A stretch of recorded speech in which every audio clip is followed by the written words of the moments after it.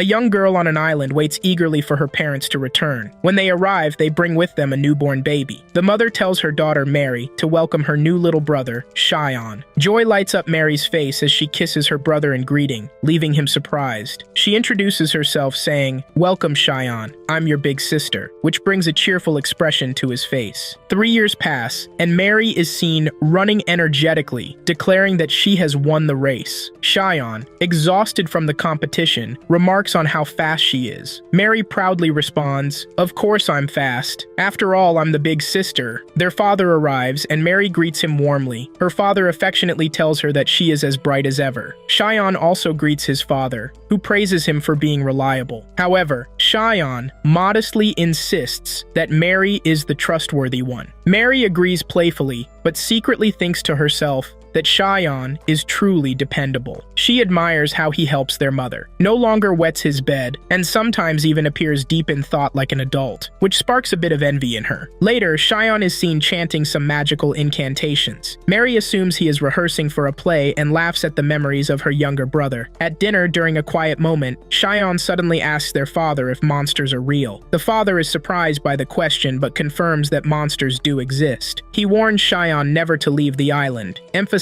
that his mother must have already told him about the deadly and dangerous nature of these creatures. If Cheyenne ever encounters a monster, he should run and seek help from an adult. Cheyenne then asks if spirits and fairies are real. The father admits he knows fairies exist, but has no knowledge about spirits. Mary is visibly shocked by the conversation, her face showing signs of amazement. Cheyenne proceeds to inquire about the existence of magic, specifically the ability to manipulate elements like water, fire, and air to create something. The father, puzzled, responds that he has never even heard of such a thing as magic. Mary feels a pang of sadness seeing Cheyenne's disappointment upon hearing this. Cheyenne, however, persists and wonders aloud if magic might exist even if his father hasn't heard of it. The father acknowledged that it was possible for magic to exist, but he added that he was a well-educated man with extensive knowledge. Based on what he knew, magic wasn't something commonly recognized among ordinary people. He then asked Cheyenne where he had learned about monsters, fairies, and magic. Cheyenne remained silent, seemingly unwilling to answer. His sister, Mary, approached him and asked if he was all right, noticing how pale he looked. Cheyenne reassured her that he was fine, but he appeared deeply shocked and saddened. From that moment on, he never mentioned the word magic again. 3 years later, Mary was seen training with a wooden sword, while Cheyenne watched her with pride. After finishing her training, Mary sat beside him to rest. Cheyenne asked her why she was training so hard. Mary replied that as his elder sister, she wanted to be prepared in case something happened, so she could protect him. Cheyenne asked what she was protecting him from. She explained it could be from monsters, spirits, or any other threats. Mary reassured him, saying it was her duty as his big sister. She admitted that while it was sometimes difficult for her, she enjoyed it because it made her stronger and capable of safeguarding him. Mary added that although she wasn't very smart, she excelled in physical activities. Cheyenne finally understood why his sister had been training so diligently all this time. As night fell, Mary continued her training. A friend of hers arrived and commented on how long Mary had been practicing, surprised that she hadn't grown bored. Mary dismissed her friend's remarks and invited her to spar. Her friend declined, saying she was too tired from helping her grandfather. The friend then asked about Cheyenne, wondering if he was still staying home and studying as usual. Mary confirmed this, and her friend remarked on how different the siblings were. Mary reflected on the past when Cheyenne had asked about magic and felt certain that his continued studies were tied to those questions. Suddenly, a light appeared over the lake, leaving both Mary and her friend stunned. The next day, Mary brought Cheyenne with her to the lake. Cheyenne hesitated, reminding her that their mother had warned them not to wander too far. Mary reassured him, saying the location wasn't far and that there were no monsters around. As night began to fall, Cheyenne reminded his sister that their mother would be upset. Mary acknowledged this but told him the wait would be worth it. Just then, the lights appeared again, surprising Cheyenne. Mary explained that these glowing orbs always appeared after sunset, but she didn't know why. Cheyenne curiously asked Mary if their parents knew about the glowing lights over the lake. Mary explained that she had shown the lights to their parents when she first saw them, but surprisingly, they couldn't see anything. She confessed that she had worried Cheyenne might not be able to see them either. Cheyenne speculated that perhaps only children could see the lights, but Mary disagreed. She She explained that some children couldn't see the lights at all, while some adults could. Additionally, some people saw the lights as fully formed orbs, while others, like her, only saw them flicker and fade. Cheyenne found this mystery deeply intriguing. Mary agreed, remarking on how peculiar the phenomenon was, comparing it to magic. She reminded Cheyenne of his earlier idea about creating things with light and how she had felt discouraged when their father dismissed the idea. Cheyenne, surprised that Mary remembered, listened as she told him that although her memory wasn't great, she always remembered the things that were important to him. Cheyenne, touched by her words, seemed on the verge of tears. Mary reassured him, suggesting they head back home. Cheyenne thanked her for everything she had done for him. Mary smiled, telling him she didn't do it for gratitude, but because she wanted to see him happy and feeling better. When she asked if he felt better now, Cheyenne responded with an enthusiastic confirmation. The next morning, Mary and Cheyenne hurried through breakfast, surprising their parents with how quickly they finished eating. They rushed outside, carrying buckets, and headed back to the lake. Cheyenne's exhaustion was evident, prompting Mary to tease him about his lack of exercise and outdoor activity. Cheyenne, too tired to argue, focused instead on their mission. Mary asked what they planned to do next, and Cheyenne explained his desire to investigate the glowing orbs further to uncover their origin. Mary suggested they might simply come from the lake itself, but Cheyenne countered that the lights could also be emanating from something inside the lake. He insisted they needed to dig deeper to uncover the truth. Mary admitted she didn't fully understand, but expressed her trust in Cheyenne's instincts, eager to help him unravel the mystery. Mary, curious about their next step, asked Cheyenne what they needed to do. Cheyenne laid out his plan. They had 3 buckets. The first would be filled with water, rocks, and sand. The second with water and plants. And the third with water and fish. Mary, though not entirely understanding his reasoning, agreed to follow his instructions. Working together, they quickly filled the first 2 buckets. Catching fish for the third, however, proved more challenging. While trying to net a fish, Cheyenne suddenly laughed, catching Mary's attention. When she asked why, Cheyenne shared his joy at having her by his side and thanked her for helping him. Mary reassured him, reminding him that as his older sister, it was her responsibility to assist him. She added with a playful tone that she had free time, so she insisted on joining him and admitted her curiosity. If magic did exist, she wanted to see it for herself. Cheyenne promised that if he ever discovered magic was real, she would be the first to know. Finally, Mary managed to catch a fish, and they carefully placed it into the bucket. As they observed the fish swimming inside, Mary's friend Rose appeared. Spotting Cheyenne, Rose asked if he was Mary's younger brother. Mary confirmed it, introducing Cheyenne to Rose. Cheyenne greeted her politely, and Rose introduced herself with pride. Mary, rolling her eyes at Rose's demeanor, told Cheyenne not to pay attention to her boasting, dismissing her as just an ordinary girl. Offended, Rose objected to Mary's bluntness and asked what they were doing. Mary explained they were fishing, but Rose pressed further, curious why they had chosen this particular lake. Mary replied that Cheyenne knew the reason. When Rose asked if it was because of the glowing orbs, Cheyenne confirmed her suspicion. Rose admitted that she too often visited the lake, drawn by a fascination with the glowing lights. When Cheyenne asked if she had any information about them,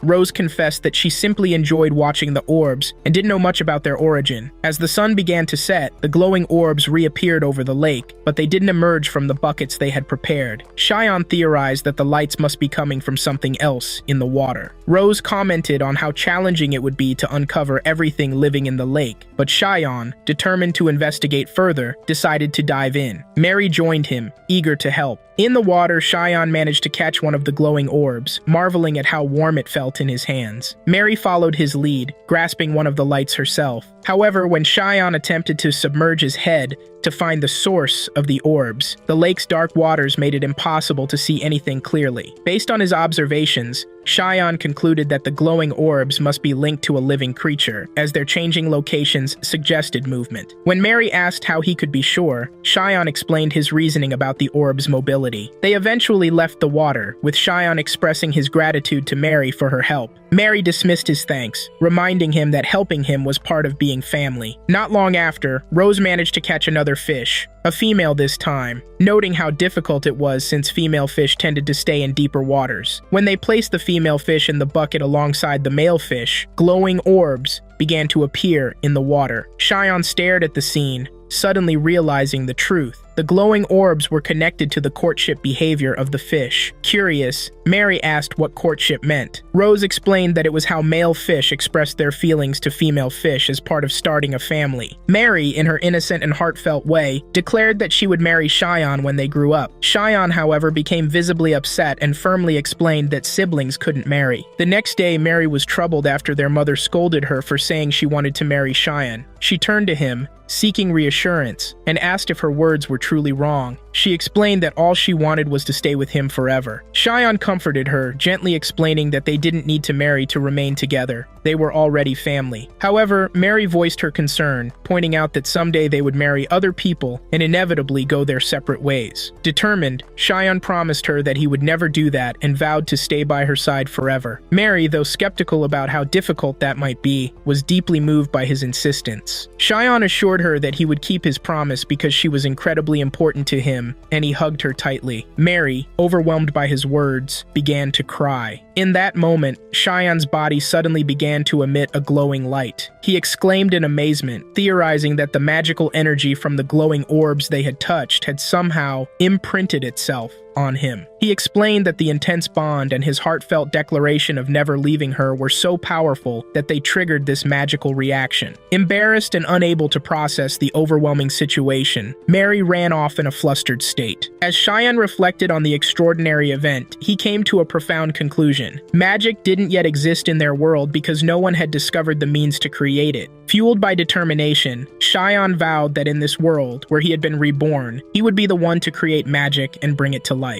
The story flashes back to Cheyenne's previous life, where he eagerly awaited his 30th birthday. With only 10 seconds left until he reached this milestone, he was filled with excitement, believing in the legend that men who remained virgins until 30 would gain the ability to use magic. As the countdown ended, Cheyenne jumped with joy, declaring that he would finally confirm it for himself. He attempted to conjure a fireball from his hand, but nothing happened. Frustrated, he tried other magical gestures, but again, there was no result. Overwhelmed by despair, he collapsed to the ground, only to rise again and pick up a magic book. He recited some incantations, hoping to unlock magical powers, but once more, nothing happened. Defeated, Cheyenne slumped down, muttering that magic didn't exist in this world and lamenting how dull life was without it. Resigned, Cheyenne decided to go to sleep since he had work the next day. However, as he prepared to rest, his heart suddenly stopped and he collapsed to the floor. Moments before taking his last breath, memories from his past life flooded his mind. He recalled how, as an ordinary man, he had strived to learn and grow, yet never felt true happiness. The only thing that had ever brought him joy was the belief in the possibility of gaining magical powers 30. It seemed impossible, but the thrill of trying had driven him forward. With these thoughts, his consciousness faded, only to awaken in his new life. Back in the present, Cheyenne remembered his conversation with his father, which had left him disheartened about the absence of magic in this world. Determined not to dwell on magic again, Cheyenne resolved to focus on studying and working hard. Yet, in this second life,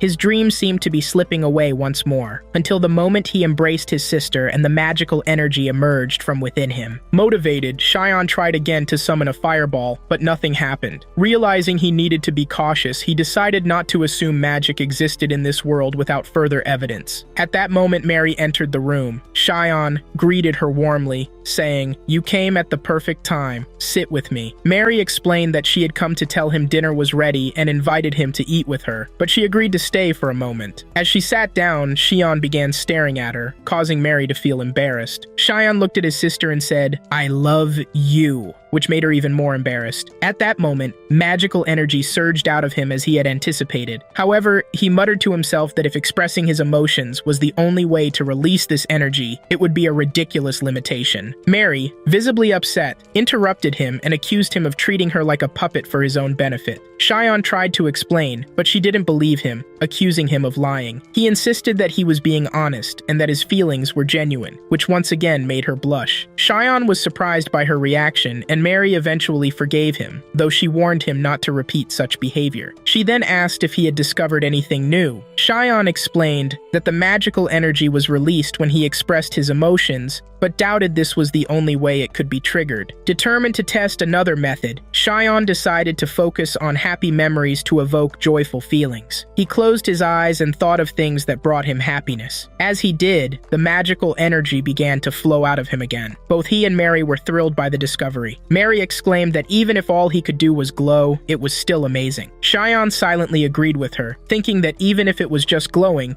he had proven to himself that magic existed in this world. He described the release of the energy by comparing it to an electric eel generating a current. His face lit up with a foolishly happy expression, overwhelmed by the excitement of his breakthrough. Mary was overjoyed for him and gently patted his head, expressing how glad she was to see him this happy for the first time. Xion looked at her and said, "I truly am very happy." Xion sat down and began piecing together his understanding of magic. He realized several key points. First, expressing his emotions allowed him to release magical energy, but maintaining those emotions would be incredibly challenging. Second, he could only perform this action a limited number of times because once his energy was depleted, he became completely exhausted and unable to do anything further. The third and most important discovery was that fully exhausting his magical reserves caused them to grow, increasing his capacity for energy the next time. Lastly, he understood that people without the ability to use magic could neither see the glowing energy nor sense its warmth,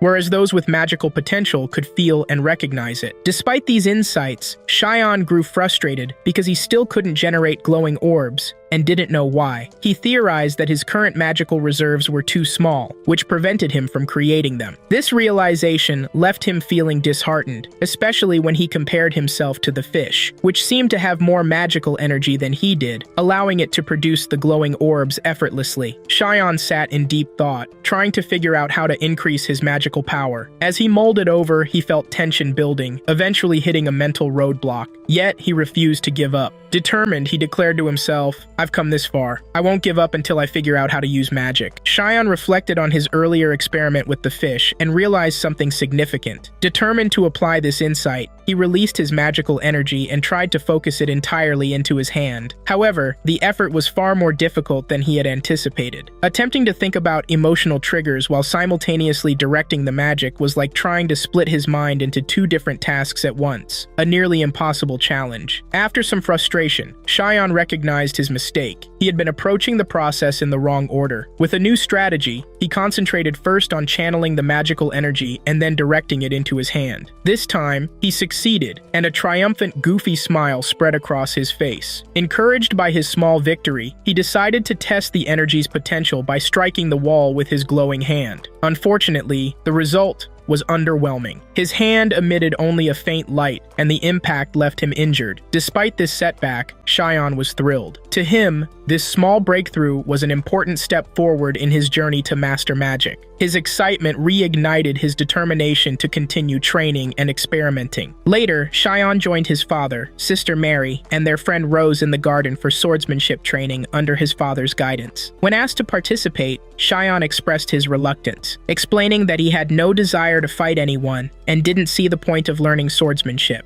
His father patiently explained that the training wasn't just about fighting people, it was a crucial skill for defending oneself against the monsters that lived outside the safety of the city. Rose eagerly added that she wanted to learn swordsmanship to protect herself, inspiring Mary to feel enthusiastic about the training as well. Xion, however, remained disheartened. While he understood their reasons, he couldn't help but wish he could spend his time training in magic instead. As the training session continued, Xion was seen lying flat on the ground, utterly exhausted. His father observed his performance with a mix of disappointment and amusement, remarking that he hadn't expected Xion to be so inept at swordsmanship. Xion, too tired to argue, agreed with him. Meanwhile, Rose received praise from Xion's father for her natural talent, which further highlighted the contrast between her skill and Xion's struggles. Turning his attention to Mary, Xion's father asked to see how much she had improved. Mary prepared herself with enthusiasm, eagerly stepping forward for a sparring match. She launched a quick and energetic attack, surprising everyone with her speed and precision. At one point, she attempted a clever feint, but her father anticipated the move and countered it, ultimately defeating her. Though disappointed by her loss, Mary accepted her father's feedback graciously. He praised her determination and skills, offering advice on how she could improve further. He assured her that with a few more years of practice, she would become highly proficient. Xion and Rose watched with admiration, impressed by Mary's progress and her relentless drive to improve. Later, Cheyenne resumed his magic training, focusing intently on channeling all his magical energy through his hand. Despite his best efforts, he failed again, and his frustration grew. Reflecting on his progress, he acknowledged that while he had made significant strides, initially being able to release his energy only twice a day and now managing up to 20 times, he had reached a plateau. Realizing that further improvement required refining his technique, Cheyenne resolved to find a better approach. While deep in thought, Cheyenne's father approached him and mentioned that he would be traveling to the city of Astoria to visit a blacksmith for supplies. He invited Cheyenne to join him, and Cheyenne, eager for a change of scenery, enthusiastically agreed. Astoria was described as a mid-sized city in their region, offering new opportunities and experiences. Upon arriving in Astoria, Cheyenne's father explained their purpose: to pick up supplies from a local blacksmith. He warned Cheyenne not to wander too far, cautioning him about the risk of getting lost in the unfamiliar city. Cheyenne,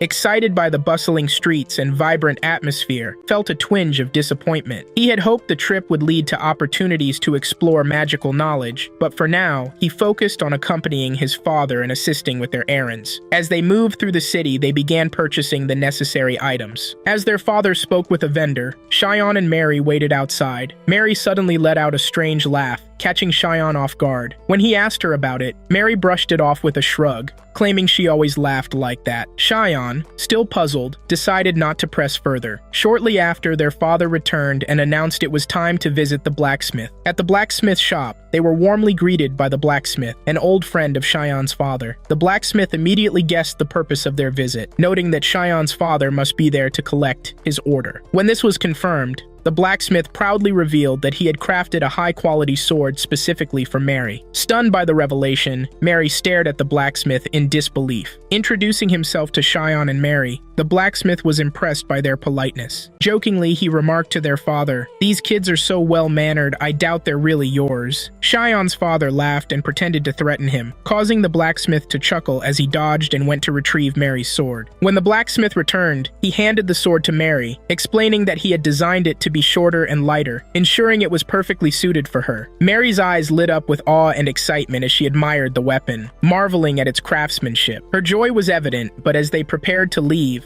a hint of sadness crossed her face. Turning to Cheyenne, she said, "I'm the only one who received something, and you didn't. I feel bad about that." Cheyenne reassured her with a gentle smile, explaining that the sword was also a birthday gift for her, and that he had no interest in owning a sword. Mary, however, grew frustrated. "You should have received something too," she insisted. "You need to be more selfish." Cheyenne smiled again and replied, "I am selfish. I ask for your help with so many things." His response seemed to ease Mary's frustration, and they continued walking together. As they strolled through the bustling streets of Astoria, Cheyenne's attention was caught by a boy standing nearby with a cage that held a fairy. Intrigued, he pointed it out to his father. However, his father's expression immediately darkened, and he sternly warned Cheyenne not to approach that place or involve himself in anything related to it. Realizing he had upset his father, Cheyenne quickly apologized, explaining that he had only been curious. Despite his father's warning, Cheyenne couldn't shake what he had seen. In his mind, he was certain this was a place where fairies were being sold.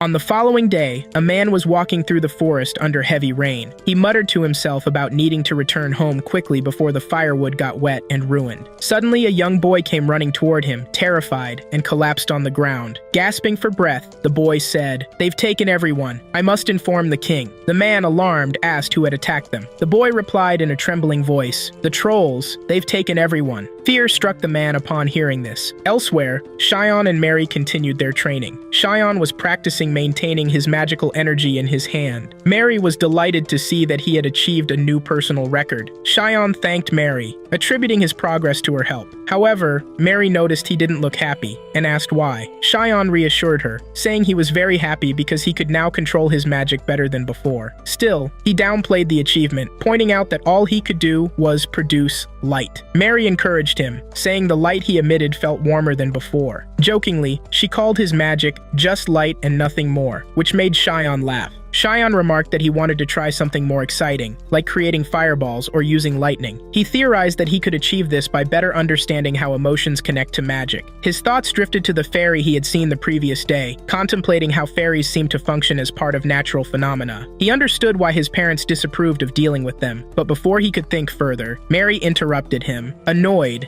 at being ignored. She seemed upset, and Cheyenne quickly turned his attention back to her. Suddenly, a commotion arose downstairs. Cheyenne and Mary went to investigate and found several people talking to their father. The group was requesting weapons for everyone. Cheyenne's curiosity was piqued, and he asked his father if something was wrong. His father confirmed the news. Trolls had appeared. Cheyenne was thrilled by the idea, seeing it as an opportunity to study the trolls and perhaps learn something that could advance his magical abilities. However, the tense atmosphere quickly reminded him of the danger. He began to understand that trolls were formidable and dangerous foes in this world. Cheyenne's father instructed the townspeople to gather all the elderly, women, and children in his home, leaving only the able-bodied to prepare for battle. Mary tried to reassure Cheyenne, but her trembling hand betrayed her fear. She vowed to protect him if anything happened. Cheyenne's father and the group of warriors prepared to leave for the battle, trying to calm their families. He assured everyone that only 2 trolls had appeared and that they would deal with them quickly. Cheyenne attempted to speak with his father before he left, but his father said he had no time for a lengthy conversation. Cheyenne insisted, promising to be brief, and asked if trolls had intelligence and enough physical strength to reach the 2nd floor of their home. His father replied that trolls were dumb and wouldn't be able to do so. Cheyenne proposed that everyone should hide on the 2nd floor, where they would be safe if the trolls arrived. His father agreed, and instructed them to act on Cheyenne's suggestion immediately. The villagers gathered on the 2nd floor with Cheyenne's family. Cheyenne anxiously wondered how much time had passed since his father and the warriors had left to confront the trolls. The storm outside raged on, and the tense atmosphere only deepened. Suddenly, one of the trolls reached Cheyenne's house. It peered into the empty basement, searching for people but found no one. Frustrated, the troll began smashing the front door, the sound echoing through the house. Cheyenne and the villagers froze in fear. Moments later, the noise stopped, and they hoped the troll had left. But then, the shattering sound of a window breaking dashed their hopes. The troll had found another way in. Mary, trembling, whispered to Cheyenne, asking if the troll could reach them. Cheyenne urged her to remain silent, warning that any noise might attract it. The troll began climbing to the 2nd floor, stopping outside the door, to the room where they were hiding. Everyone held their breath, terrified. When the troll heard no sounds, it moved away, bringing them a brief moment of relief. However, a sudden lightning strike startled the villagers, causing them to scream in panic. The troll heard the noise and turned back toward the room, smashing the door with relentless force until it broke through. The troll entered the room, its presence towering and menacing. Everyone stood frozen in terror as Cheyenne thought to himself how foolish he had been to wish to study such a dangerous creature. Cheyenne's mother instinctively stepped in front of her children, shielding them. The troll let out a strange, mocking laugh. Cheyenne realized that the troll wasn't entirely mindless. It seemed to understand its overwhelming advantage and strength. Overwhelmed with fear, Cheyenne's mother collapsed to the ground. Mary, desperate to protect her family, grabbed her sword and confronted the troll. She reminded Cheyenne of her promise to protect him. However, the troll easily deflected her attack, flinging her sword against the wall and knocking her down. The troll then prepared to kill Mary, but their mother, summoning her last strength, shielded Mary with her own body, taking a blow to her back. Even then, the troll didn't stop. It moved closer, intent on finishing both Mary and her mother. Cheyenne fell to the ground, paralyzed with despair, blaming himself for his inability to protect his family, the people he loved most. But as the troll loomed over them, Cheyenne refused to give up. Fueled by desperation, he leapt forward and grabbed the troll's arm. He thought to himself, this isn't enough, but then noticed something incredible. The troll's body radiated magical energy similar to his own. As the villagers watched in shock, only Mary and Rose could see the magical energy emanating from Cheyenne. Cheyenne concentrated all his energy into his hand, gripping the troll with every ounce of strength he had. At first, the troll laughed, unfazed by the effort, but as Cheyenne's magical power intensified, the troll's arm began to burn. The searing pain caused the troll to cry out, and it threw Cheyenne across the room before collapsing to the ground. Cheyenne didn't stop. Fueled by determination, he leapt onto the troll's back and shouted, "Burn!" Gathering all his magical energy into his hand, he pressed it against the troll's head. The troll let out a deafening scream as its body was engulfed in flames. In a final, desperate surge of power, Cheyenne managed to kill the troll by burning it to death. As the troll fell lifeless to the ground, Cheyenne stood up, unable to fully process what had just happened. The villagers stared at him in stunned silence. Feeling uneasy, Cheyenne said, "Why are you all looking at me like I'm the monster here?" Rose stepped forward, reassuring him, "We survived because of you." Her words calmed Cheyenne, but the relief was short-lived as they noticed his mother writhing in pain. Mary tried to approach their mother, but Cheyenne and Rose stopped her, realizing the severity of the situation. Cheyenne examined his mother and noticed her pale complexion and heavy bleeding. He concluded that the most immediate priority was to stop the bleeding. Carefully, he instructed the villagers to help move his mother to the bed. After laying her down, Cheyenne urgently asked if anyone among the villagers had medical experience, but no one responded. Thinking quickly, he decided to stitch the wound himself. He asked again if anyone knew how to sew, and one woman raised her hand. Cheyenne asked her for help and then instructed the others to retrieve sewing supplies from his mother's room, along with alcohol and clean cloth. He pleaded with them to hurry, emphasizing the lack of time. As the villagers scrambled to gather the needed items, a young child approached Cheyenne, holding his hand and saying, "Thank you for saving us." Cheyenne gave a brief nod of acknowledgement, but stayed focused on his mother. Once the materials arrived, Cheyenne and the woman who could sew sat beside his mother. With trembling hands, he cut the fabric around the wound, exposing the injury. He was deeply worried about the possibility that the troll's claws might be venomous. Despite his fear, Cheyenne told himself that his actions were their only hope of saving her. Cheyenne turned to the seamstress and said, "Let's begin now." The woman, confused, asked what she needed to do. Cheyenne told her they had to stitch the wound, which left her stunned. Realizing that wound stitching wasn't a common practice in this world, Cheyenne explained, "If we don't stitch the wound, it will remain open, and my mother could die. We need to close it to stop the bleeding." He reassured her, "Don't worry, just follow my instructions." The woman hesitated, clearly uneasy, and admitted she couldn't bring herself to cause more pain to Cheyenne's mother. Cheyenne firmly replied, "You have two choices. Hurt her a little more and save her life,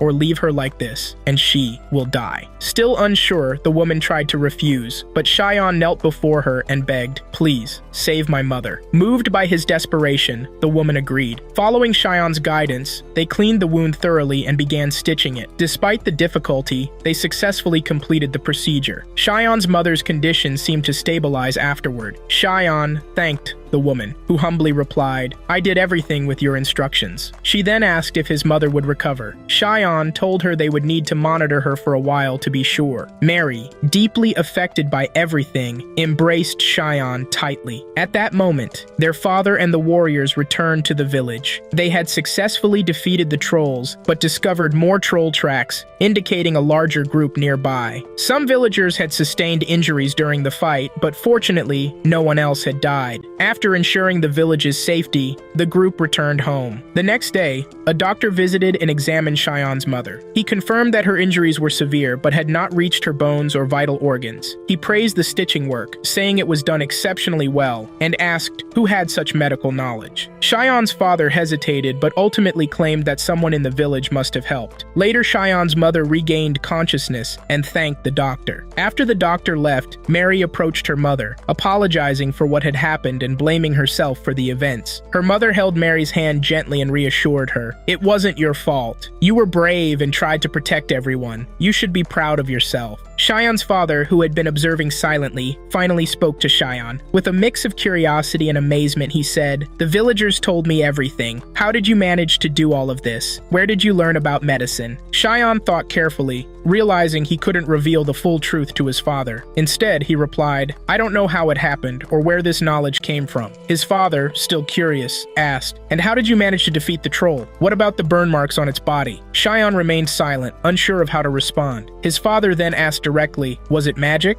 Cheyenne was shocked and asked, "How did you figure that out?" His father explained, "You're far more rational than most kids your age, Cheyenne. Once you spoke about something unusual, magic. It made me wonder. Cheyenne hesitated before saying, "If I tell you the truth, will you believe me?" His father replied, "I don't know, but I want to believe my children." At that moment, Mary interjected, excitedly saying, "Cheyenne is amazing, father. He's been researching magic." This revelation stunned their father, who exclaimed, "Researching? You're behaving like an adult. Don't tell anyone about this, Cheyenne. If you do, you could be in danger." Cheyenne asked, "Are you saying that people who are different face persecution?" His father confirmed this and urged him to stop his research into magic, insisting that magic seemed far too dangerous. Cheyenne was taken aback by his father's words, feeling conflicted and disheartened. Mary came to Cheyenne's defense, saying, "You don't understand how much effort Cheyenne has put into this. Besides, the villagers and I are all safe because of what he did." Their father acknowledged this, but maintained his stance. "I know what he did saved lives,"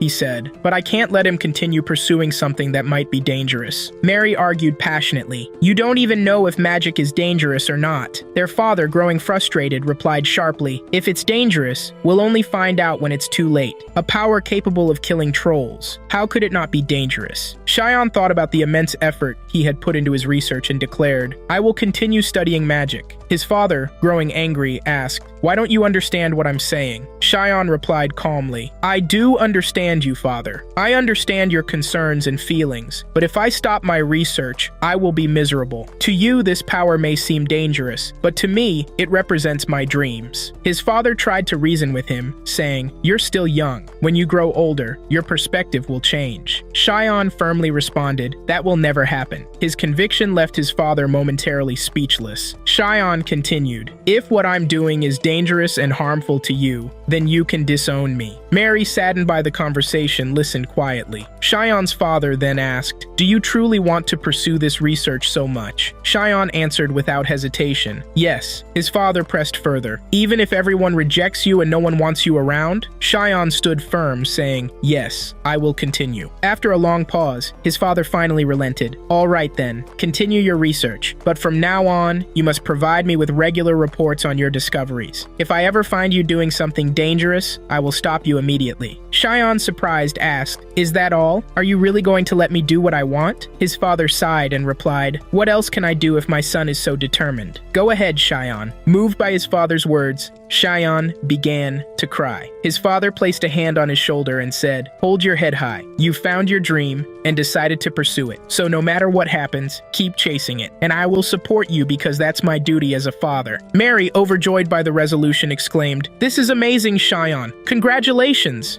After that, we see Cheyenne's father lighting the firewood and asking Cheyenne's brother, "Is this enough?" To which he replies, "Yes, this is perfect." His sister is surprised and asks him, "What are you doing?" Cheyenne tells her that he wants to try something using magic. Then, Cheyenne gathers magical energy in his hand, approaches the fire, and the fire turns blue and gathers in his hand. This prompts his father to pour water on him to save him, saying, "What you're doing is very dangerous." Mary goes to check on her brother, but he tells her, "Don't worry, I'm fine. I learned something from what happened that magical energy merges with natural energy. As you saw, when I merged magical energy with the fire, it turned blue and was influenced by my energy. This means that magical energy affects all phenomena." His father responds, "I don't see the magic you're talking about, but I saw what happened, and I have no choice but to believe you." Mary feels jealous and says, "It seems like you two understand each other now, but I don't understand anything." Cheyenne tries to comfort her, saying, "There are many other things you're good at, and I discovered magical energy thanks to you." Mary is happy to hear this. Afterward, Cheyenne imagines himself launching a fireball and starts laughing foolishly. Cheyenne's father is puzzled, but Mary explains that Cheyenne becomes like this whenever he discovers something new about magic. Cheyenne then begins repeatedly experimenting to discover new things, with his father helping and standing by to extinguish him if needed. Cheyenne's father is very supportive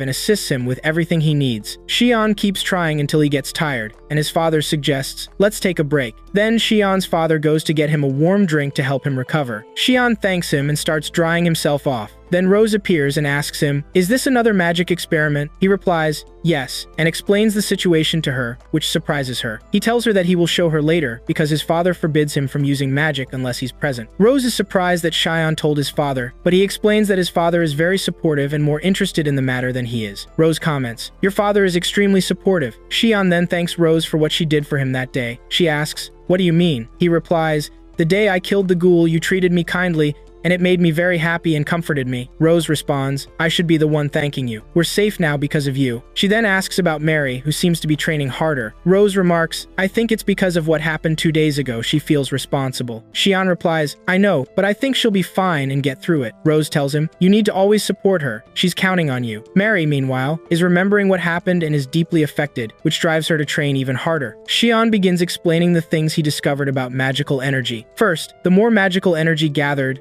the larger the flame. Second, they experimented with other heat sources, and if the heat was high, his hand would also ignite with flames. Third, if he touched fire while his body was charged with normal magical energy, his hand would ignite with regular flames, not blue ones. Fourth, if his hands were covered with something, he could still gather flames through it without being affected. He then says that the energy he currently possesses is dangerous and has no practical use yet. His father tells him, this is an interesting experiment, but it seems controlling the fire element will be very difficult. Xian responds, I can control it if I manage to gather the magical energy a little away from my hand. Mary then tells him, I was able to do that, which shocks Xian. Mary adds that Rose can also do it. When Xian sees this, he tells them, you two are geniuses. Xian tries to gather magical energy away from his hand, with Mary and Rose helping and guiding him. Eventually, Xian succeeds in figuring it out, gathering magical energy and releasing it from his hand. He is very happy, but his father still can't see anything. Later, Xian goes outside to try something with a lighter in his hand. His father asks, don't you need to light the fire? Xian replies, no, and gathers magical energy in his hand, channeling it through the lighter to launch a fireball. This excites everyone. Xian thinks to himself, this is still experimental, but the magic I dreamed of in my previous life has now become a reality. Xian laughs foolishly at discovering something new, and everyone congratulates him on his achievement. Xian then says he named this energy the flame, and mentions that, for now, he can't use it for attacks. We then see Xian harvesting crops with his father, saying, it's been a month since the last ghoul attack.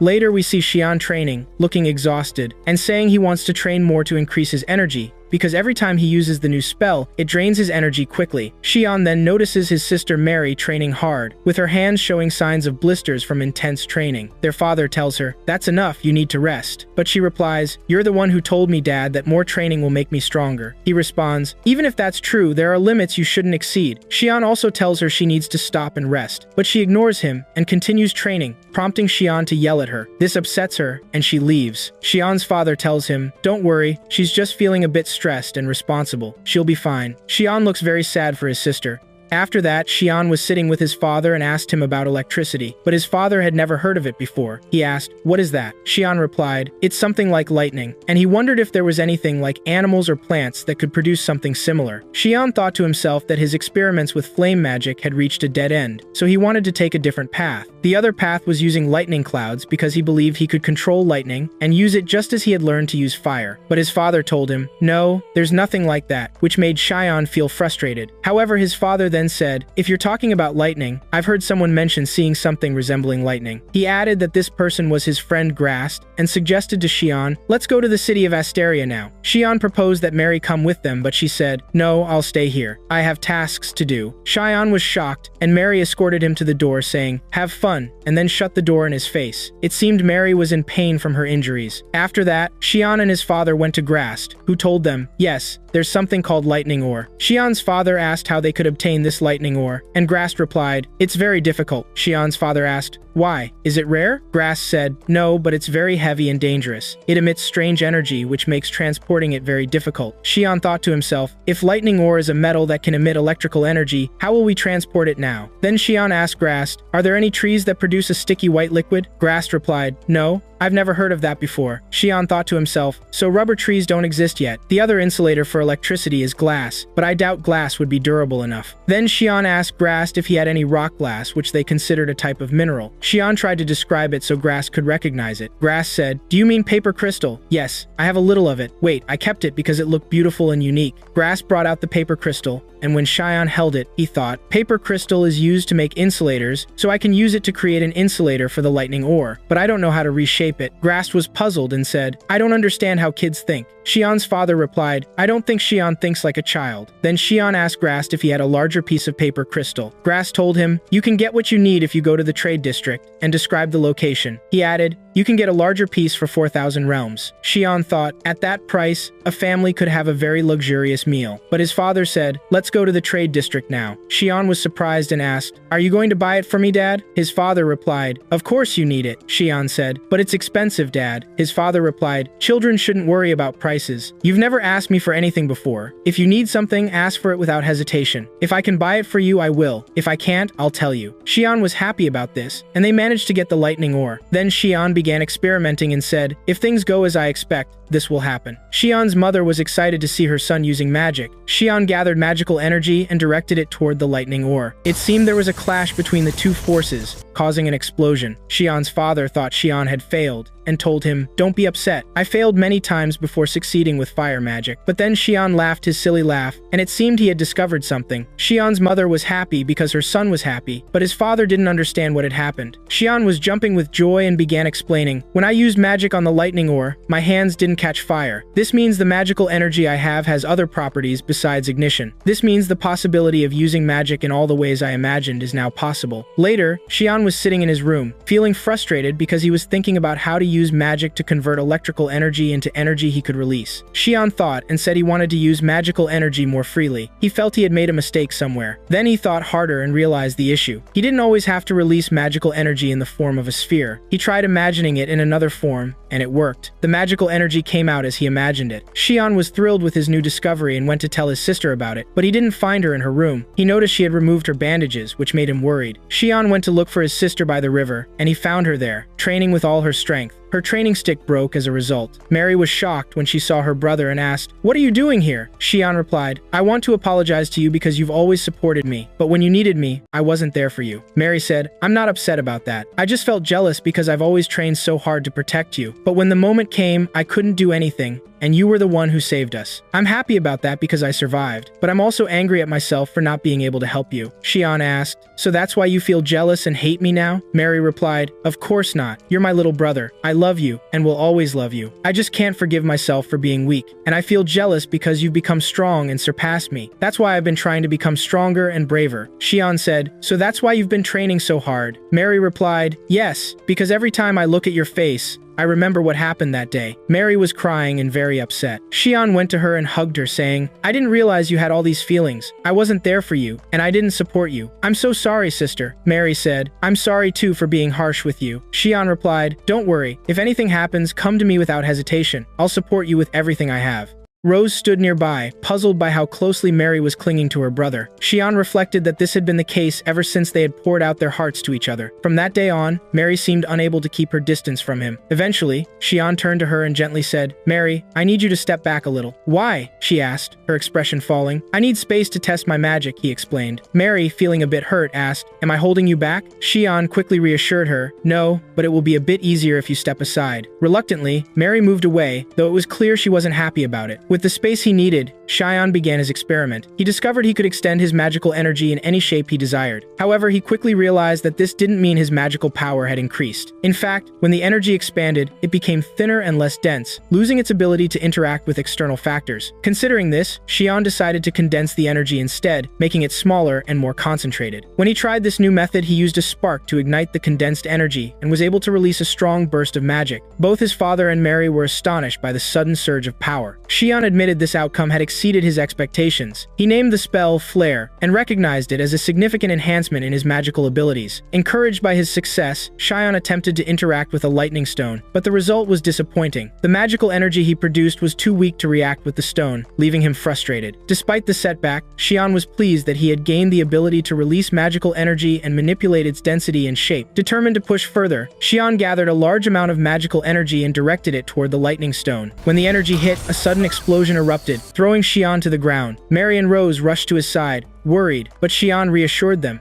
saying he was fine. Mary, still shaken, remarked, "I thought the lightning would shoot in the other direction, but it bounced back toward you." Xian explained, "It's not surprising that the lightning was drawn to the source of energy." Internally, Xian felt he was on the brink of discovering something new, though he couldn't quite grasp it yet. He sensed that magic held limitless potential, but his understanding was still incomplete. He recognized that he lacked the innovation and creativity needed to push his abilities further. Reflecting on everything, Xian thought, maybe things have gone so smoothly up until now that I started to believe in the illusion that this world brought me here to create magic. Just then, Xian's father arrived, accompanied by his friend, Grast. They sat down at the table, but Xian noticed that Grast seemed unusually worried and somber. Xian's father turned to him and asked, "Do you remember how you extracted the lightning ore?" "Yes," Xian replied. His father nodded and pointed at Grast, saying, "Well, this fool here used your method to harvest lightning ore that was supposed to be impossible to extract." Grast had used the method he learned from Xian to extract the lightning ore and decided to turn it into a profitable business. Feeling guilty, Grast apologized to Xian, saying, "I wanted to make a fortune by smuggling the lightning ore without consulting you, even though it was your idea." Xian, however, replied calmly, "I don't think there's a problem with that." Grast was surprised by Xian's response and said, "But I used your idea for my own benefit without your permission." Xian reassured him, "That doesn't matter to me." At that point, Xian's father interjected, "But that's not the only problem." He explained that when they visited Grast's warehouse, they found that the lightning stones were discharging high amounts of energy uncontrollably, making them impossible to store. Grast added, "The stones ended up this way because they aren't suitable for energy discharge or lighting. Some people bought them at first, but soon after, no one wanted them. Now, things are as you see." Xian's father was clearly frustrated and unsure of what to do next. Grast turned to Xian, pleading, "Can you find a way for me to sell these stones? Also, can you solve the energy discharge problem? The people who bought the lightning stones are starting to complain about sparks and small explosions. If I don't fix this in 3 days, I'll have to refund everyone, and I'll go bankrupt. I won't be able to continue my business or even afford this warehouse." Grast added with hope, "You're a genius, Xian. You always find solutions." Xian's father looked sorrowful for his friend, while Xian remained silent for a moment. Grast began to lose hope, thinking Xian wouldn't respond, but then Xian said, "All right, I'll find a solution." Grast was overjoyed, but Xian cautioned, "I'm not certain yet, so don't set your expectations too high." Xian then approached the lightning stones and asked Grast, "Why did you arrange them like this?" Grast explained, "Because if I bring them closer together, this happens." As he moved 2 stones near each other, a sudden discharge occurred between them. Xian observed carefully and thought, "So, that's how it works."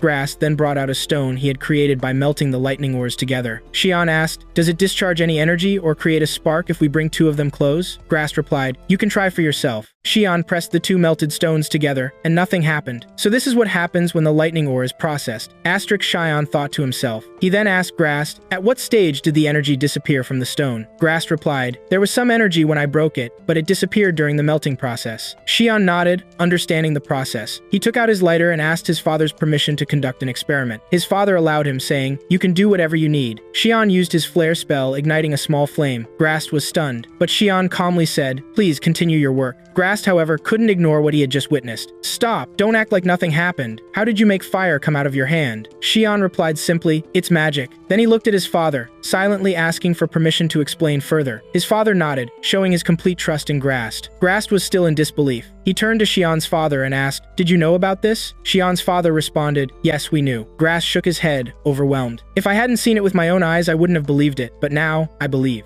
Grast turned to Xian and asked, "Do you think the result will change if we use your fire to melt the lightning stone?" Xian replied, "I'm not sure, but let's find out." Grast agreed, warning that the process could take about an hour, and suggested they take a walk outside while he worked. However, Xian insisted on staying, eager to see the outcome. The others decided to stay with him as well. After an hour, Grast finished reshaping the lightning stone, and they began the experiment. When Grast brought 2 of the newly forged stones close to each other, a spark ignited between them. Xian was thrilled the magical fire had made a difference. Everyone congratulated him on the success, and Xian decided to name the new stones Iron Lightning. He predicted these stones would become a highly sought-after product. They immediately began producing Iron Lightning panels and worked non-stop for 3 days without sleep. In the end, they successfully manufactured all the products they needed, including lightning lamps and magical lighters. Xian's father was incredibly proud and congratulated him on his achievements. Even Mary praised him, and Xian quietly admitted to himself that he had worried she might feel jealous again, but she didn't. Grast thanked Xian, saying, "You're truly special. I don't know how you come up with these ideas." Grast seemed about to say something more, but Xian's father quickly interrupted him. Grast apologized, and Xian sensed there was something hidden in Grast's words, wondering what he had meant to say. As Grast bid farewell to Xian and his family, he told Xian, "If you ever need anything, don't hesitate to ask. I'll help you with everything I have." "Curious," Mary asked. "What do you mean by that?"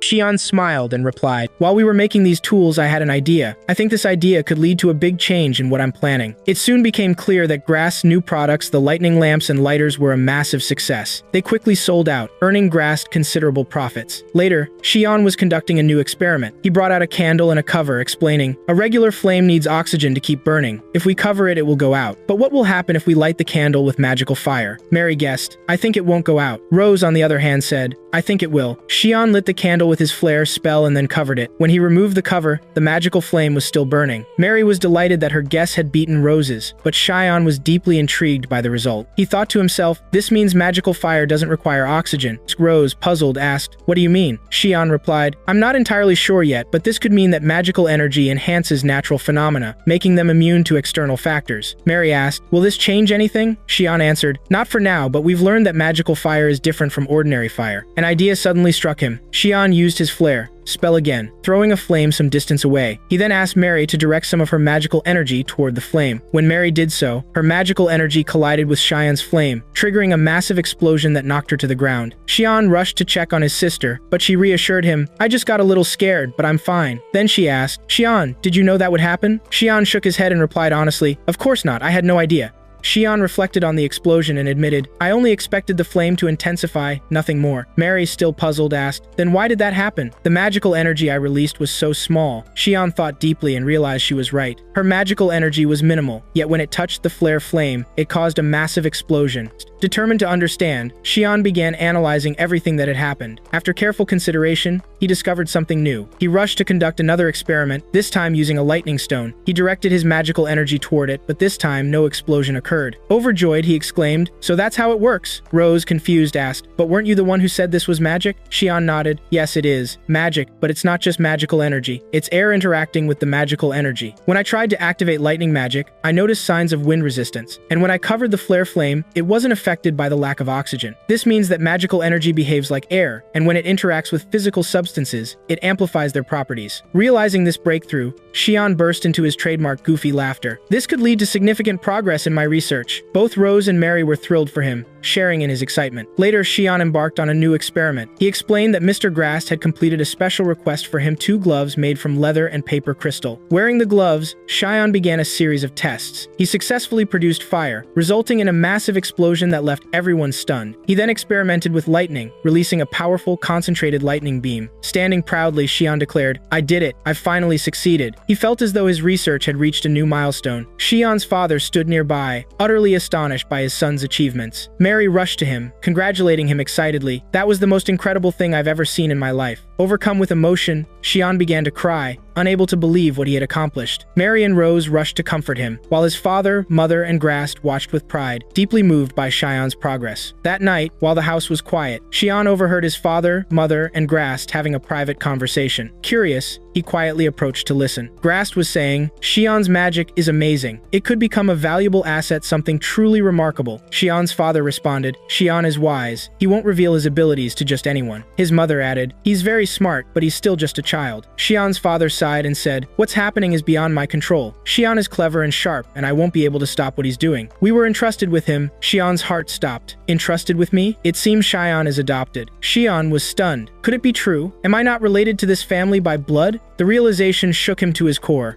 Xian continued training diligently, and at last he successfully shattered a wooden board using a powerful lightning spell. Mary and Rose cheered for him, overjoyed by his progress. They praised how much he had improved, and Xian humbly credited it to his growing familiarity with the spell. He then sincerely thanked both Mary and Rose for their constant support. Afterward, Xian recalled his father's words and, more importantly, Mary's feelings toward him. A thought crossed his mind. Since we aren't related by blood, does that mean we could get married someday? Realizing what he was thinking, he quickly shook the thoughts away, trying to push them out of his mind. Later, while sitting in his room, Xian found himself still dwelling on the idea of blood relations. However, he resolved to distract himself with his magical experiments instead. He decided to shift his focus to composite magica technique that amplifies magical energy and increases its concentration. By merging 2 magical elements, he believed he could strengthen his spells and release them with greater power. As he pondered his approach, he noted that fusing certain spells together had produced no noticeable effects so far. Determined, he planned a new experiment and headed toward the river. There, he repeatedly attempted a spell but failed each time. Frustrated and confused by his lack of success, he couldn't understand why it wasn't working. Mary and Rose, equally puzzled, asked, "Xian,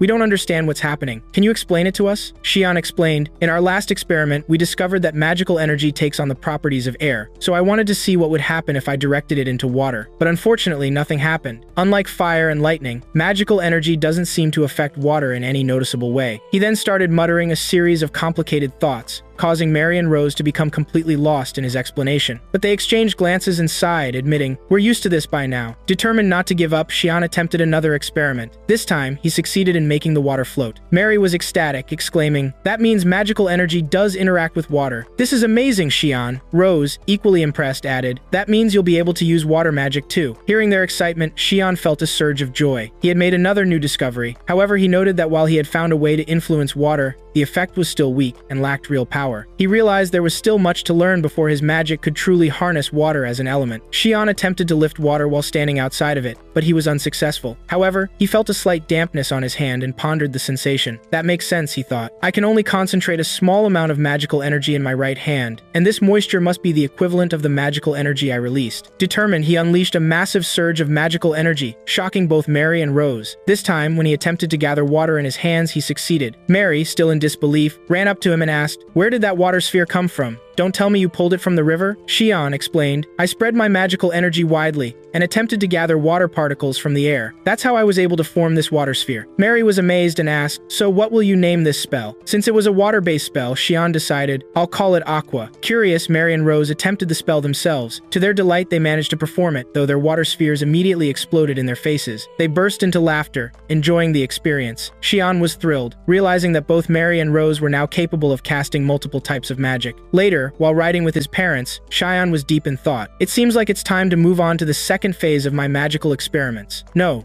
not yet." Afterward, Xian and Grast headed to the guild to accept a mission. Grast informed him, "To take on any mission, you need to register with the guild first. Are you sure you want to do this?" Mary and Rose were also present, watching the exchange. Xian had already made up his mind. "I decided to do this to see whether monsters can be affected by magic." Grast turned to Mary and Rose and told them, "You two don't have to come along." Mary, however, stood firm. "I won't run away this time. If I keep running, I'll run forever. I want to become stronger." Rose added, "Me too. I want to get stronger as well." Seeing their determination, Grast nodded. "All right then, we're all in agreement. Let's go." Before they left, Xian turned to Grast and requested, "Please keep this a secret from my parents." Upon entering the guild, Grast introduced himself as a platinum-ranked adventurer. The receptionist greeted him and inquired about his request. Grast asked for 3 registration forms to sign up the children. The receptionist agreed, but curiously asked if the 2 people behind him were there to support the children. Confused, Grast turned around only to see Xian's parents standing behind them. The entire group was taken aback by their unexpected presence. Xian's father stepped forward and calmly stated that he had also come to support them. He then revealed that he was a diamond-ranked adventurer. The entire guild fell silent in shock. Diamond rank was an incredibly rare and prestigious level, far beyond what anyone had expected. Without further discussion, Xian's father simply instructed them to complete their registration and promised they would talk later. The children followed his orders, still processing the situation. Once outside the guild, Xian's father turned to them and asked if there was anything they wanted to say. Overwhelmed with guilt, they all apologized. Their father sighed, admitting that he had expected something like this to happen. Xian, stunned, asked if his father had already known they were planning to register for monster hunting. His father clarified that he hadn't known their exact intentions, but he had been certain they were scheming something. He pointed out that Mary had avoided eye contact with him and their mother for days, which was a clear sign that she was hiding something. Hearing this, Mary lowered her head and apologized again. Xian's father admitted he had never imagined they would plan something as dangerous as this. They all apologized once more, but before their father could respond, Grast stepped in to defend them. He explained that the children had thought carefully before making this decision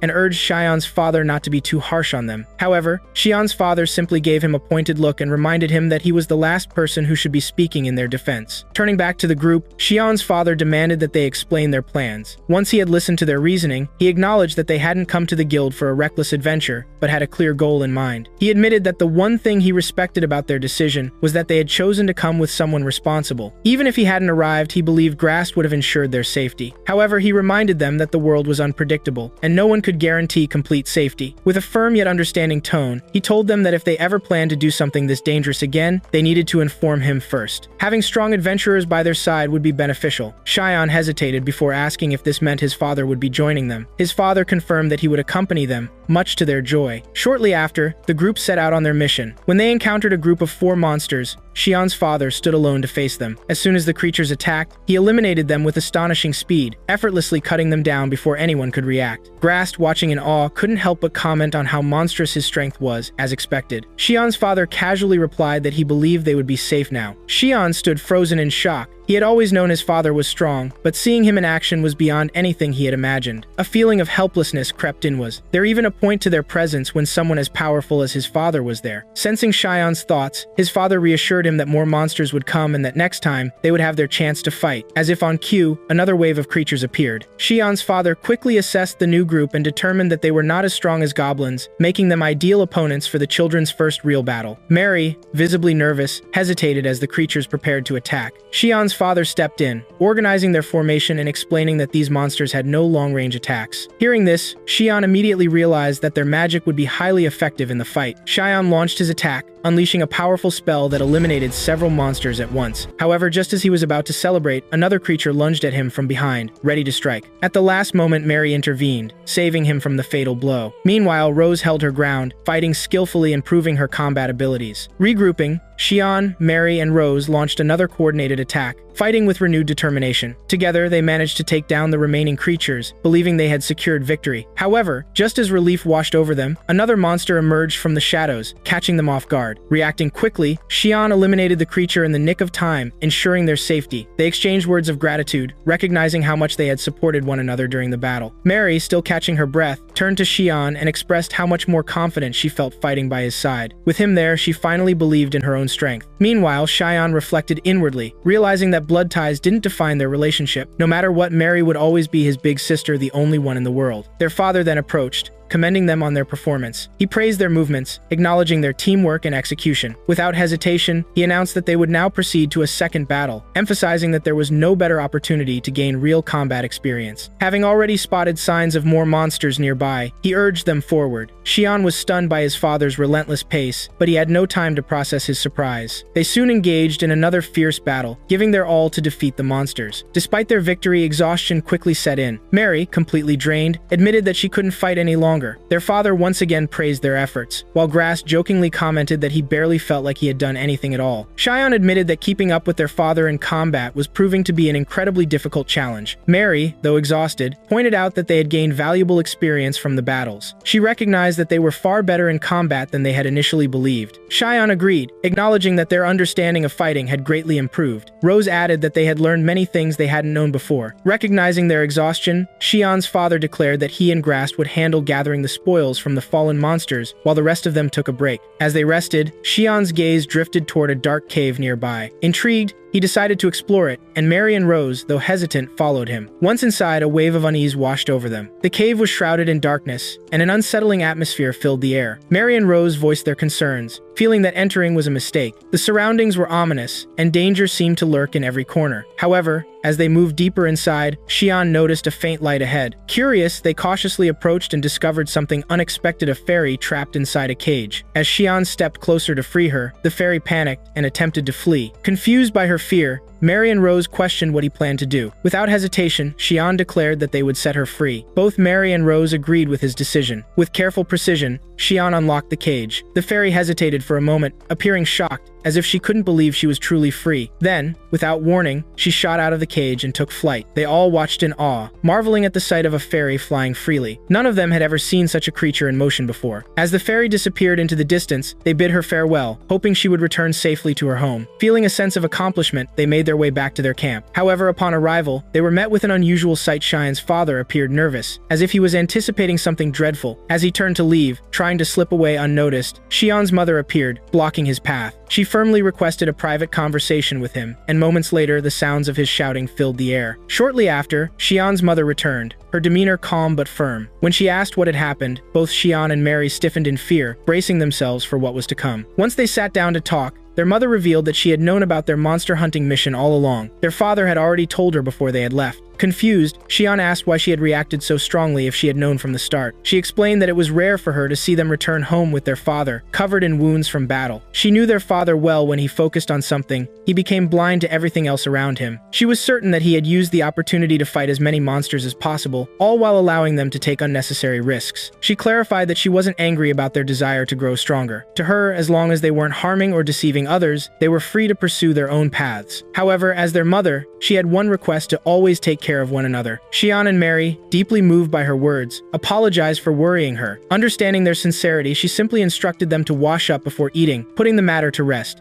After that, Xian was fighting goblins and wanted to try out a new spell. He created a whirlwind of air, wrapped it in a magical barrier, and increased its power as much as possible, forming a storm that struck the goblin and defeated it. After casting this spell, he was very happy but also felt frustrated because it took a lot of time. However, since its primary purpose wasn't for attacking, he figured he wouldn't need it much. Then his sister Mary called out to him, and she appeared with Rose. They had grown up since it had been 2 years since they started fighting monsters. They were all happy because each of them had managed to take down a group of goblins. Afterward, they were walking through the city, and Xian was looking around. Rose asked him what was wrong, and he replied, nothing. But deep down, he was thinking about how he didn't see anyone with the same magical aura as Mary and Rose. As they walked, they talked about how the number of monsters had increased significantly recently. The guild was receiving many new adventurers and a lot of missions as well. They were surprised by the increase in goblin numbers around the city, since goblins were supposed to be strong monsters that only appeared in dangerous areas. They also noticed a rise in the number of vagrants. Mary suggested they go to Grust, and they did. Grust welcomed them warmly and told them they could stay as long as they wanted since there weren't many customers that day. Xian offered to help Grust with melting metal, but Grust told him he didn't need help that day. He also handed Xian the new gloves he had prepared for him. Xian was very happy and asked how he managed to finish them so quickly since he had only requested them recently. Grust replied, "You go through gloves so fast, but that just shows your growth and strength." Then Grust asked how they were doing and said, "It seems like you're doing well even without me or Gawain," referring to Xian's father. Mary said they were close to reaching the silver rank. Grust was surprised and said, "I don't think anyone your age has ever reached that rank." Rose replied, "I thought you and Mr. Gawain reached that rank before our age." Grust explained, "Actually, we weren't registered with the guild when we were fighting monsters at your age because guilds weren't common back then." Meanwhile, Xian was testing out his new gloves. Mary approached him and said, "You're using so many types of magic now. What will you do if you can use even more?" He replied, "I'm already planning for that because I want to learn and use more and more magic." She asked,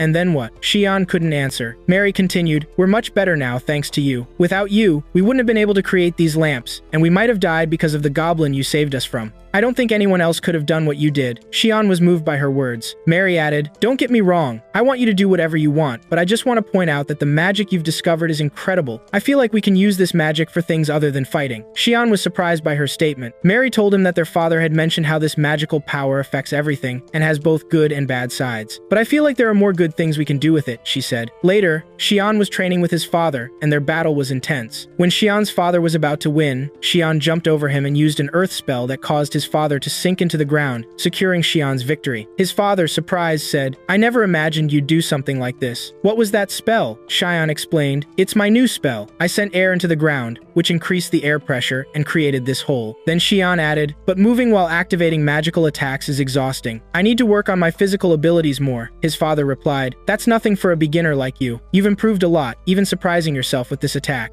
Xian said, "Really? But this attack doesn't always go the way I want. In future experiments, I want to use air for flying." His father laughed and said, "Like a bird? Those are big dreams." Mary then appeared and said, "Sorry to interrupt, but I want to train with Dad too." She started training with her father, and their battle was also intense. Xian observed and noted how much Mary had improved, becoming very fast with her sword. However, Mary was too reckless, and her father managed to defeat her, causing her to fall to the ground in frustration. She said, "I can't win. Xian always wins." Her father reassured her, "Don't rush. You're doing great, and I'm sure you'll beat me one day." Mary smiled and said, "Thank you, Dad," before going back to train again. Xian then asked his father about Mary. His father said, "She's doing great. For her age, she has the skills of a high-level swordsman, comparable to adults. She also has incredible physical strength. Even though she's a young girl, she's exceptional." Xian, shocked, asked, "Could this be because of her magical energy?" His father replied, "It's possible, but it's nothing to worry about. Mary will be fine." Later, Xian and Mary met Rose, who apologized for asking for their help. She explained that they were short on workers. Mary said, "Friends are supposed to help each other." Xian asked, "What do you need help with?" Rose replied, "I need you to get rid of pests like these worms." They helped her,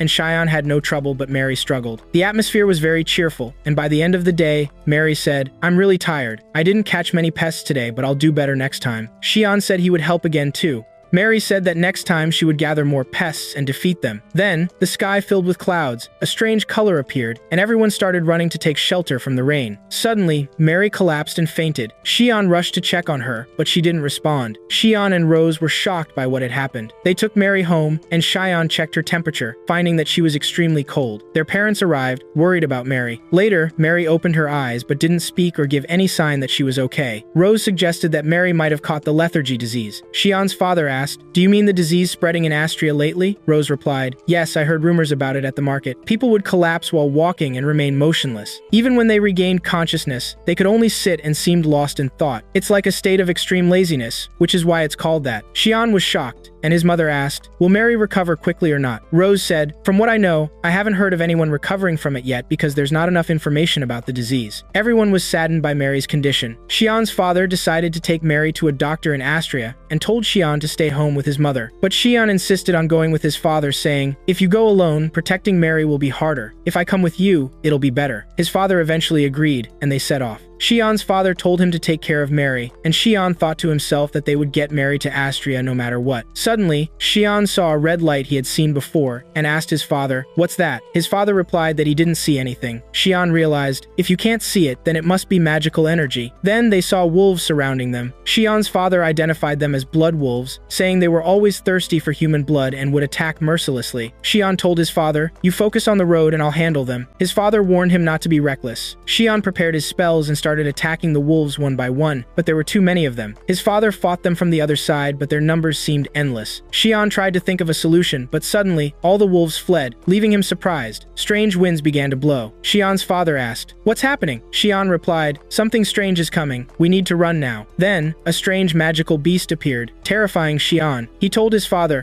"Look," but his father couldn't see anything, meaning it was a magical beast. Cheyenne was shocked, wondering, is there really a beast like this? The beast let out a loud scream, and Cheyenne started screaming too, terrified. His father asked, "What's wrong?" Cheyenne replied, "I can't believe you can't hear it, Dad." Cheyenne tried to hit the beast with a magical spell, but the attack passed through it without causing any harm. The beast was about to attack Cheyenne, who was extremely scared, but he remembered what happened with the goblin and tried to attack the beast in the same way. He managed to injure the beast, which started screaming. Cheyenne's father didn't understand what was happening. Suddenly, the beast flew over the carriage, seemingly trying to attack Cheyenne's father. However, the electric lamp near his father affected the beast. The beast tried to escape, but Cheyenne jumped high and managed to strike it, defeating it. Cheyenne was about to fall to the ground, but his father caught him and said, "You're reckless as always." Cheyenne apologized, but his father told him, "Don't apologize. We're safe now thanks to you." They got back into the carriage and continued their journey. Cheyenne's father said, "What was that strange beast? I've never seen anything like it before." Cheyenne asked, "Were you able to see it?" His father replied, "Yes, I saw it when it got close to me." Cheyenne looked at the lamp, realizing it was the reason. His father said, "We need to reach our destination quickly. There's no guarantee more monsters won't appear." When they arrived, they saw many people suffering from the same disease as Mary. When they asked a doctor to examine her, they were told they had to wait their turn. Cheyenne was upset, saying, "The monsters and rain delayed us." His father said they had no choice but to wait. When it was Mary's turn, the doctor examined her and confirmed it was the lethargy disease. He said there was no cure yet. Cheyenne was shocked and asked the doctor, "Isn't it your job to heal her?" The doctor apologized, explaining there was no solution yet. Cheyenne was deeply affected, and his father tried to comfort him. Cheyenne began recalling memories with his sister, feeling very sad. He became emotional, crying and saying, "My sister is innocent and kind. She didn't do anything wrong. Why is this happening to her?" The next day, they decided to leave Mary in Astria until they could find a cure for her. They placed her in a location that turned out to be owned by Grast. He was going to use it as a warehouse, but he would now leave it to them due to this emergency. Cheyenne's parents thanked him. Grast was sad and said, "I don't know why a good girl like Mary got this disease," but his words affected Mary's parents, and they were saddened, which made him apologize to them. Then he told them to use the place as they wished. Cheyenne's father apologized profusely to Grast, and as Grast was leaving, he told him to make this the last apology and stop. Cheyenne's father thanked him, and he left.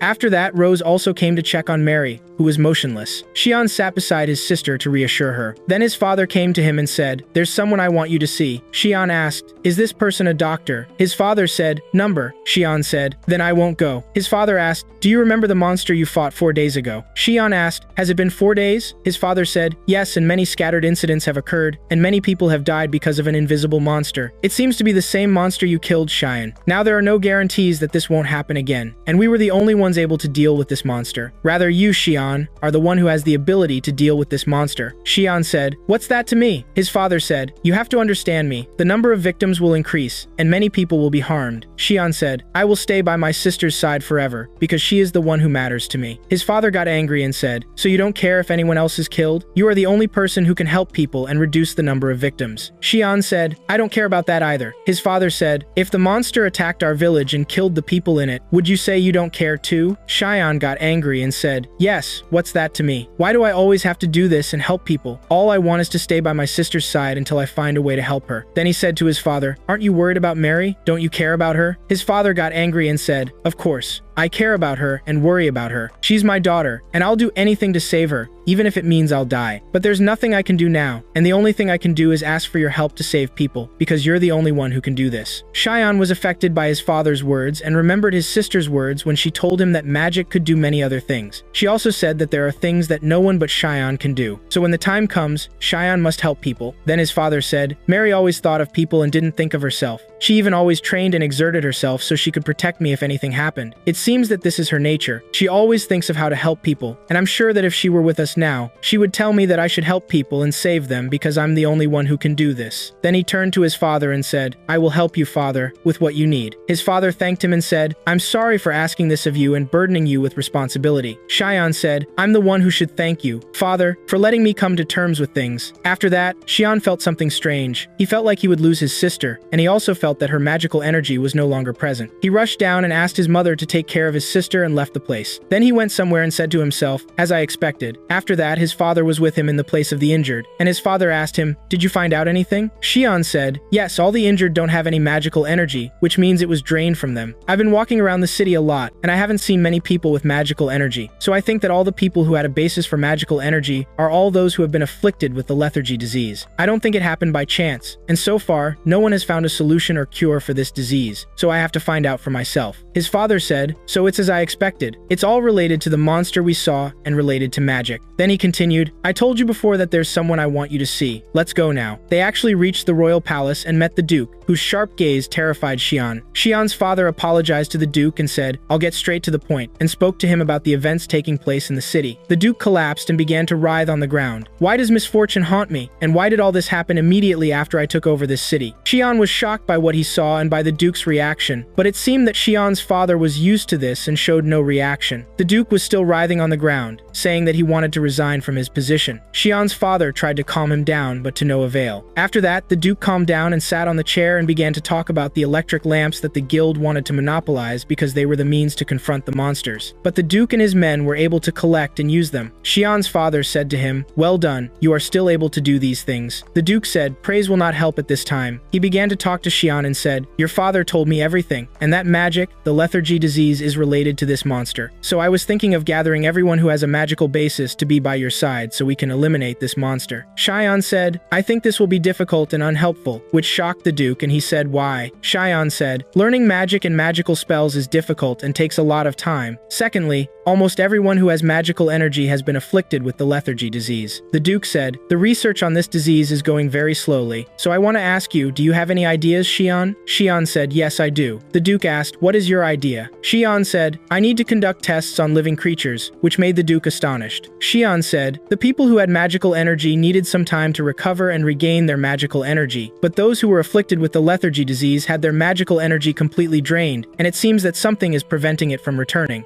This means that if I could infuse them with magical energy and keep it in their bodies, it might cure them." The Duke then said, "So your idea is to experiment with your magical energy on the afflicted? But wouldn't that be dangerous? And since you're the key to this, if you fail in your experiment, no one suffering from the lethargy disease will be cured." Xian was thinking about it and said, "In medical matters, there's no such thing as perfection, and I'll bear any scandal that may arise. But I must try to save the afflicted." Then Xian told the Duke that he would initially conduct tests on those who were about to die and on monsters. After that, we learned that the Duke agreed to all of Xian's requests and also provided him with additional assistance, such as doctors capable of making medicines and dealing with monsters. Xian was walking with his father in the city thinking, "If I were alone alone, the Duke wouldn't have given me all this. He was surprised and said, the Duke hasn't even seen magic. How did he agree? After that, we see Cheyenne sitting with one of the doctor's assistants, whose name is Cole, and he says, for me, indulging the ideas of a rich kid like you is nothing but a waste of my time. But since it's an order from the Duke, I have no choice but to obey. That's all I want to tell you. Cheyenne was smiling and didn't know what to say. Then we see a girl saying, your name is Cole? So you're infinitely rude, even when talking to a child, and saying, you only serve the Duke's orders. You should carry out your duties honestly. She introduced herself and said that her name was Ravina, and that she was the leader of the 75th Secret Squad of the Royal Guard for the city of Asteria. It seems that her words didn't please Cole, and he started to provoke her, which made her draw her sword and say that this sword was given to her by the Duke because of her efficiency. Of course, Cheyenne didn't like this, and told her, you shouldn't draw your sword in a place like this, Captain. She apologized and sheathed her sword. There was a girl standing far away, and Cheyenne asked her who she was. She seemed very shy and said that her name was Bridget, and that she came by order of the Duke as well. We learned that she was an expert in monster affairs and spoke in a very low voice. After that, Cheyenne began to speak and said, I don't think at all that the mission we have now is just for fun. It's a very dangerous mission and depends on a very limited amount of information. After that, we see Cheyenne standing outside with his team, showing off his magical abilities, which amazed them all. They were astonished and asking, what is this? Cheyenne began to explain to them and say, natural phenomena can be amplified and exploited through magical energy. Cole said, so what we saw now is magic. Cheyenne said, yes, but first, a person must have magical energy derived from their body, and using it excessively leads to extreme exhaustion and lethargy until you regain your magical energy again. Cole then said, this is similar to the symptoms of the lethargy disease. After that, they began to carry out their tasks and were walking in the forest. Ravina was facing great difficulty because of the weight of her armor. We learned that Cole went to the clinic to do some things, while Cheyenne and the two girls went to the forest to conduct experiments on monsters. Ravina was very angry and said that they had set a trap for her, but of course, what she was in was because of her armor. After that, Bridget was talking to Cheyenne and saying to him, I ordered research to be done on the invisible monster. What does this have to do with the lethargy disease? Cheyenne said to her, it has to do with it. The thing is, magical energy can eliminate monsters, and I've tried this many times. That's why it will be very dangerous to test it on patients, because, as happened in the past, the interaction of magical energy with magical creatures and creatures that have magical energy will lead to burning them. Therefore, treating the lethargy disease using magical energy is still hypothetical because I will need to introduce magical energy into the bodies of the afflicted. To conduct research, we need to obtain monsters that have magical energy and conduct experiments on them to find a way that doesn't harm the afflicted. As for the monster you're responsible for, Bridget, it's called a wraith. Bridget got angry and said to him, have you seen it? What did it look like? Tell me. He said to her, calm down. My father has already submitted a report, and you were chosen because you're an expert in these matters. These words excited Bridget. After that, a warrior goblin suddenly appeared, shocking them all. They said, what brought him to this place? Bridget was very excited, while Ravina was very angry. She smashed her armor and immediately went to eliminate the goblin, saying, I'll show you my true strength. She jumped over the monster and began to attack. Cheyenne was trying to help her and used his power, but he didn't hit the goblin. Instead, it hit his sword. There was dust in the place, which made Ravina unable to see the goblin, and it was able to attack her. She blocked it, but its strength was great, and it threw Ravina far away, hitting her into a tree. The goblin was about to finish her off, but Cheyenne used his power and hit the goblin with a powerful spell. Then Ravina returned to the battle and killed the goblin, covering it with many stones, which shocked Cheyenne. After that, Cheyenne asked Ravina, have you seen a goblin like this before? She said to him, no, I've seen ordinary goblins, but this is a warrior goblin, and I haven't fought against one like this before. Then she said that fighting without armor would make eliminating these monsters much easier. But Cheyenne didn't like it and said, if we kill all the monsters, we won't be able to conduct experiments on them. Ravina was very excited and said, let's continue our journey, making Cheyenne think that she had forgotten the main purpose of the matter.